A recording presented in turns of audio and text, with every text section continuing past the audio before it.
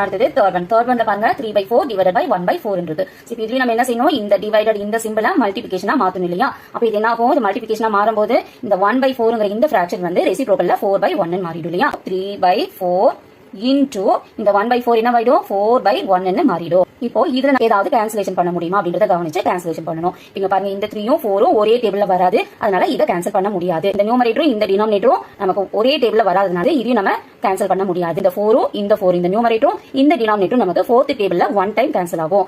1 4 is 4, 1 4 is 4. இப்போ பாருங்க, cancel பண்ணதுக்கு அப்புறம் என்ன இருக்கும் அப்படின்னா 3 into 1, 3 into 1 divided by 1 into 1, 1 into 1. இப்போ 3 into 1, 3 divided by 1 into 1, 1. இந்த 3/1ல நம்ம வெறுமனே 3 மட்டும் இதோட ஆன்சரா நம்ம எடுத்துக்கலாம். ஏன்னா கீழே டிவைடட் பை 1 இருந்தா வெறுமனே இந்த நம்பரை மட்டும் நம்ம ஆன்சரா எடுத்துக்கிட்டா போதும். அப்போ நமக்கு என்ன ஆன்சர் கிடைச்சிருக்கு, 3 சொல்லி ஆன்சர் கிடைச்சிருக்கு. இந்த டிவிஷன் ஆஃப் ஃபிராக்ஷனோட ஆன்சர் நமக்கு என்ன கிடைச்சிருக்கு, 3 கிடைச்சிருக்கு.